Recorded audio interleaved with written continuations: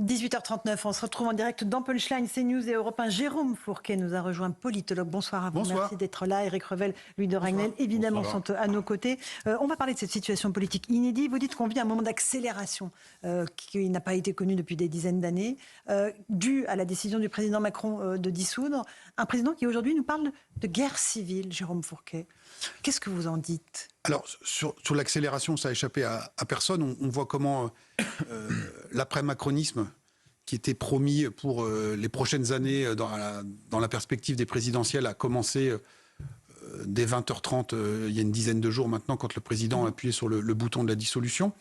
On voit ce qui se passe à droite, avec le délitement de ce qui restait des Républicains, la gauche qui se recompose, et donc ce gros phénomène de chaos dans le paysage électoral qui a commencé en 2017 avec le surgissement d'Emmanuel Macron, rentre aujourd'hui dans une nouvelle phase.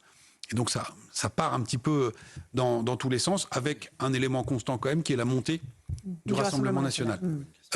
Face à ce chaos qui a été généré, la stratégie présidentielle est toujours la même, comme en 2017, comme en 2022. C'est justement de se poser en rempart des institutions, de la démocratie et de la République face, alors historiquement c'était les extrêmes, le chaos, les irrationnels, et désormais c'est face au risque de guerre civile qui poindrait si le Rassemblement national ou la France insoumise venaient à accéder aux responsabilités de par un certain nombre de mesures qui sont contenues dans les programmes. Mais c'est une course à l'abîme, Jérôme Fourquet. Qui est enclenché par Emmanuel Macron. On a ce sentiment. Et le président de la République n'est pas commentateur. Il est quand même président de la République. Et donc, quand on annonce qu'il y a des risques de guerre civile dans un pays, et que vous êtes président de la République, c'est pas neutre. Rappelez-vous, un de ses mentors, qui était l'ancien ministre de l'Intérieur, Gérard Collomb, qui avait parlé des fameuses deux France qui vivaient côte à côte et qui, demain, craignait-il, seraient face à face. Là, quelque part, Emmanuel Macron s'inscrit dans ce schéma-là. Le président fait cette sortie au moment même où les troubles sont en train de reprendre en Nouvelle-Calédonie, où là, nous sommes réellement dans une situation insurrectionnelle et de guerre civile, avec deux blocs qui s'affrontent quasiment les armes à la main. Et donc c'est très très déstabilisant, c'est-à-dire qu'on n'est plus uniquement dans des figures de rhétorique, mais on va très loin, et tout ça alimente aussi l'inquiétude chez certains Français que, quelle que soit l'issue du scrutin, il y ait des mobilisations, voire des violences d'un camp ou d'un autre dans la rue. Et le président semble accréditer cette hypothèse qui est pour le coup très anxiogène. Absolument. Louis de Ragnel. Il semble l'accréditer, c'est même lui qui la pose, en fait, cette hypothèse, parce que jusqu'à aujourd'hui, il n'y avait pas de responsable politique qui expliquait qu'il y avait de manière formelle et documentée un risque de guerre civile. Et la question que je voulais vous poser, c'est est-ce que ça produit encore un effet de faire ce genre de choses? Parce qu'on a l'impression, quand on écoute beaucoup de Français, plus personne n'est dupe, on n'y croit plus, et puis de toute façon on a déjà fait notre choix. C'est ce que disent beaucoup de gens. Alors c'est pas évident que cela produise un effet sur les intentions de vote ou les choix électoraux. En revanche, tout ça contribue à alimenter un bruit de fond dans la société et rajoute de l'anxiété. C'est-à-dire que vous n'avez pas forcément recalibré votre vote en fonction de ce que le président indique, mais encore une fois, que le président lui-même parle de risque de guerre civile, si les deux forces qui sont en dynamique venaient à accéder au pouvoir, tout ça ne peut pas être neutre dans le contexte actuel. Et il y a aussi la montée du vote en faveur du Rassemblement national que vous notez depuis plusieurs années, et évidemment pas seulement cette année. On va écouter quelques réactions de Français dans un petit village des Alpes-Maritimes, vraiment pas une zone urbaine, une zone rurale. Ils expliquent pourquoi petit à petit ils ont décidé de voter RN. Écoutez-les. Je crois que les gens, il faut bien qu'ils réalisent que tous les gens qui votent RN, ce ne sont pas des fachos, des nazis, qui veulent... loin de là, au contraire, loin de là. On veut être tranquille. On ne veut surtout pas instaurer un truc...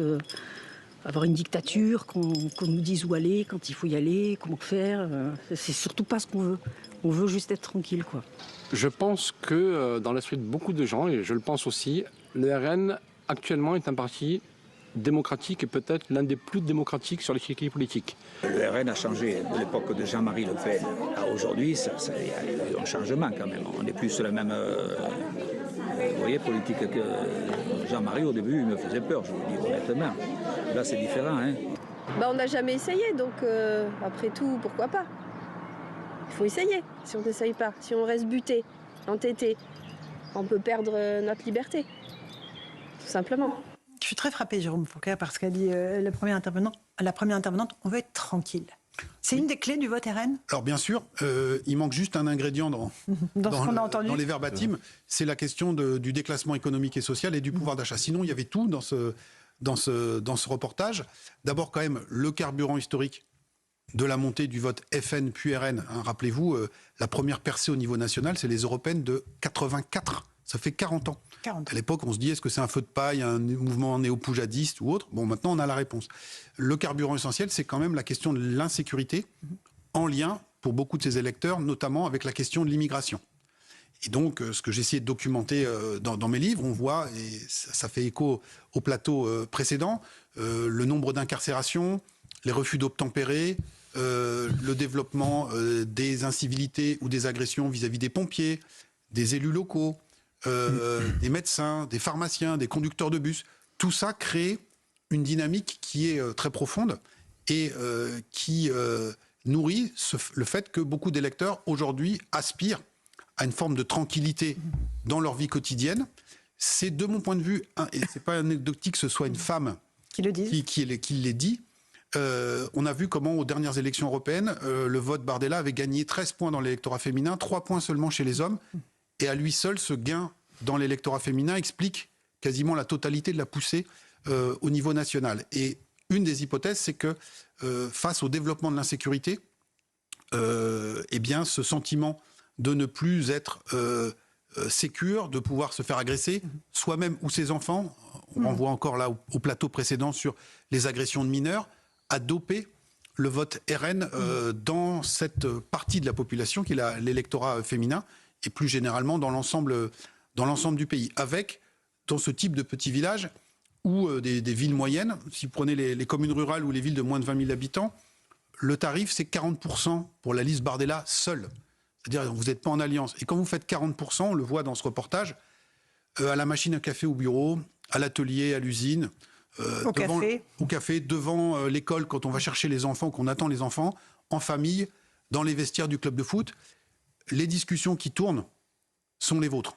Et donc le sens commun, l'imaginaire, tout ça est imprégné. Et donc ça fait très longtemps que tout ça monte et que tout ça mijote. Et donc on a aujourd'hui les résultats avec un autre ingrédient qui a été rappelé aussi dans votre reportage. On pourrait dire là on était du côté de la demande sociale.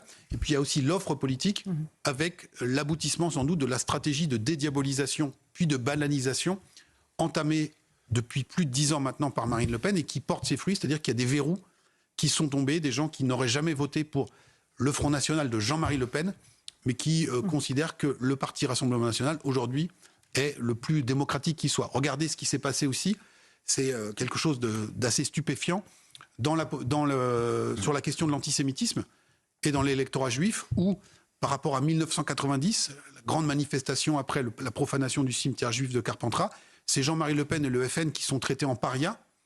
Et aujourd'hui, après le 7 octobre, Marine Le Pen et ses lieutenants défilent dans la grande manifestation contre l'antisémitisme. Et c'est la France insoumise, désormais, qui est mise au banc de l'arc républicain. Et tout ça se paye, j'allais dire, ensuite dans les urnes, avec cette progression spectaculaire. Une question d'Éric Revel. Moi, j'ai été très frappé dans les témoignages qu'on vient d'entendre, qui façonnent deux arguments, à mon avis. Le rejet des élites, et puis on a tout essayé. Oui. Bon, vous avez conceptualisé l'archipélisation de la société française. Je suis très frappé par le rejet des élites. C'est à la fois, ils nous prennent pour des benets, les Parisiens intellectuels, culturaux, on serait des bêtes de somme en quelque sorte à voter RN, et puis l'échec des élites a changé la vie quotidienne. Plus on a tout essayé, donc pourquoi pas essayer le Rassemblement National. De ces deux arguments, quel est celui qui a le plus de poids pour vous? Jérôme Fourquet. Je veux dire les deux, mon général, c'est-à-dire que c'est un carburant très, très puissant. Cette idée de déconnexion se voit dans les chiffres et dans les cartes. Quand Jordan Bardella fait 31,5% au niveau national, le score à Paris intramuros, c'est 8,5%. C'est comme Trump, qui fait 7,5% à Washington DC, quand toute une partie de l'Amérique profonde vote massivement pour lui. Et ça, c'est une première dans notre histoire. C'est-à-dire qu'on est en train de comparer, on rappelle le Front populaire, on parle aussi d'alternance politique. Donc prenons la comparaison avec le 10 mai 81.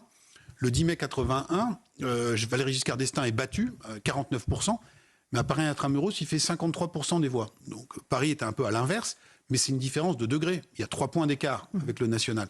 Et donc il n'y a pas de stupéfaction dans la population parisienne. Là, ce que vous disiez tout à l'heure, parmi les leaders d'opinion, les médias, c'est pas que ce milieu-là, c'est tout leur environnement de proximité, de la ville entière, la capitale, qui est dans un autre espace-temps, dans un autre référentiel que la population nationale.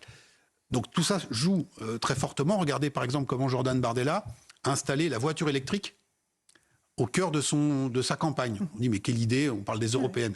Eh bien parce qu'il parle à cette France qui correspond à ce que j'appelle le peuple de la route, qui est dépendant de la voiture au quotidien. Il y a plus de 30% des Parisiens qui ont une voiture. Donc pour eux, c'est pas un sujet qu'on passe à la voiture électrique. Dernier point, autre argument qui fait mouche également, on a tout essayé sauf eux. Et le fait d'avoir tout essayé ne vous conduit pas forcément à essayer autre chose.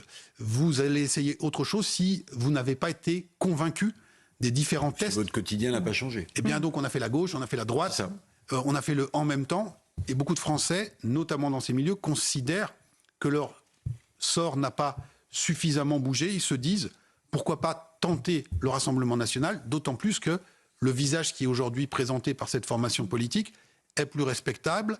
De ce point de vue-là, le contraste saisissant entre l'agit-prop mené quotidiennement quasiment à l'Assemblée nationale par les Insoumis et ce qu'on a appelé la stratégie de la cravate qui a été suivie par les élus du Rassemblement national à l'Assemblée nationale font tomber là aussi quelques barrières auprès des lecteurs qui se disent notre situation n'a pas fondamentalement évolué. Eux, on ne les a pas essayés, ils ont l'air sérieux, ils ont 88 députés. Et rappelons-nous aussi qu'un des arguments massus pour Emmanuel Macron, c'était la compétence supposée en matière économique. Donc il y a eu des résultats sur le front du chômage, mais sur le front de la dette publique, on a 1000 milliards de dettes supplémentaires. Et donc cet argument n'est plus valide pour beaucoup d'électeurs. Jérôme Fourquet, une question sur cette colère des Français, parce qu'elle est là, elle est présente. Aujourd'hui, elle se traduit par un vote RN. Mais elle ne va pas disparaître, cette colère-là. S'il y a un échec de cette politique-là, ça peut se traduire en quoi? En crise politique? En violence?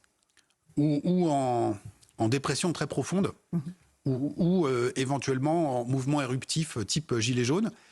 C'était d'ailleurs ce qui, moi, m'inquiétait beaucoup, mais on a parlé tout à l'heure d'accélération du temps politique. Je me plaçais plutôt dans l'hypothèse d'une victoire éventuelle de Marine Le Pen en 2027. Donc voilà, on a le cycle électoral complet. Et donc, que se passe-t-il si jamais Marine Le Pen était élue et qu'elle ne donnait pas satisfaction à tous ces électeurs qui ont voté pour elle, pour le changement, et qui seraient une nouvelle fois déçus. Peut-être que ce moment-là va arriver plus tôt que ce qu'on avait anticipé, si d'aventure le Rassemblement national dispose d'une majorité absolue à l'Assemblée nationale. Il y a à la fois un carburant très dégagiste. Beaucoup de ces électeurs populaires veulent, entre guillemets, se payer Macron. C'est très bien raconté dans un article du Monde sur la ville de Boulogne-sur-Mer. Beaucoup de marins-pêcheurs, d'ouvriers du port témoignent en disant on retrouve un peu le sentiment de vengeance qu'il y avait au moment de la crise des Gilets jaunes.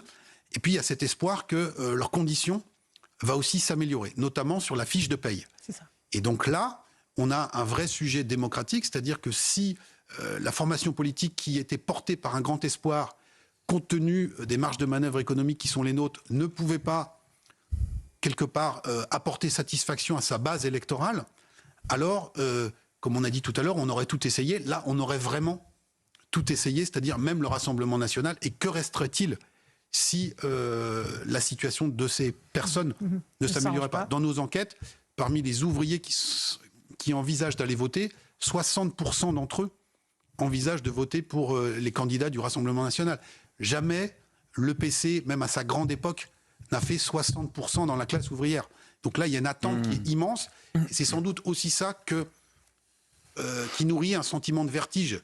On ressent bien chez Jordan Bardella ou dans l'état-major du Rassemblement national, c'est-à-dire on n'était pas complètement prêt, mais il y a une attente immense qui est mise sur nos épaules. Et est-ce qu'on va être à la hauteur et est-ce qu'on va pouvoir ? Est-ce que calmer cette colère? Louis de Ragnel, une question? Oui, vous l'avez un Jérôme, peu évoqué là, à l'instant, c'est la question du rejet de la figure d'Emmanuel Macron. Aujourd'hui, vous, dans les enquêtes que vous faites, qu'est-ce qui ressort de l'exaspération? Parce qu'on le voit bien dans tous les reportages, les gens disent on veut plus voir Emmanuel Macron. Et même Emmanuel Macron, selon en tout cas des gens qui le côtoient ces derniers jours, commence à comprendre qu'en fait, il y a un problème autour de sa personne. Mais vous, qu'est-ce que vous observez? Qu'est-ce qui est attribué? Qu'est-ce qui est contesté? Qu'est-ce qui exaspère les Français dans ce qu'a fait Emmanuel Macron?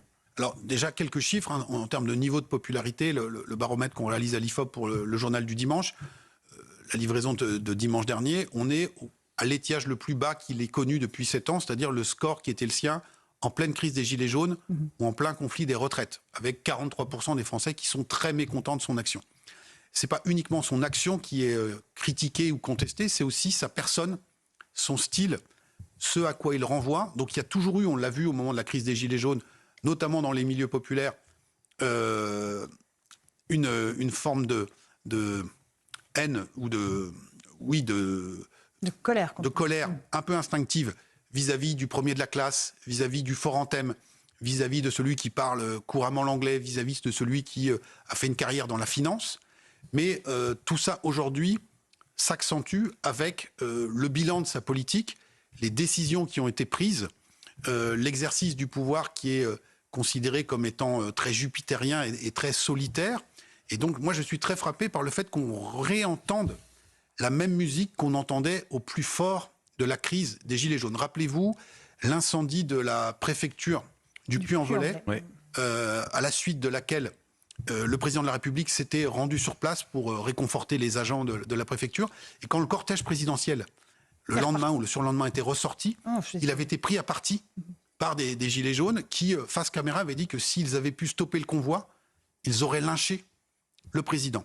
Il y a quelques jours, à l'occasion des obsèques de Françoise Hardy, donc c'est plutôt un public pas très gilet jaune qui seront aux obsèques de Françoise Hardy, la femme du président de la République, Madame Macron, a été huée, a été sifflée, ce qui, de mémoire, c'est la première fois que ça se produit. Donc on a ce climat très éruptif qui est en train de monter, et donc on revient à ce qu'on disait tout à l'heure, dans ce cadre-là, agiter le spectre d'une guerre civile, vous ajoutez que de la tension à la tension, et ce qui est très mauvais de mon point de vue démocratique. Merci beaucoup Jérôme Fourquet pour cette analyse de la situation politique inédite que nous vivons dans notre pays. Merci Éric Revel. Louis de Ragnel, dans un instant sur Europe 1, Pierre de Villeneuve. Bonsoir Pierre. Bonsoir Laurence. Au menu, la politique.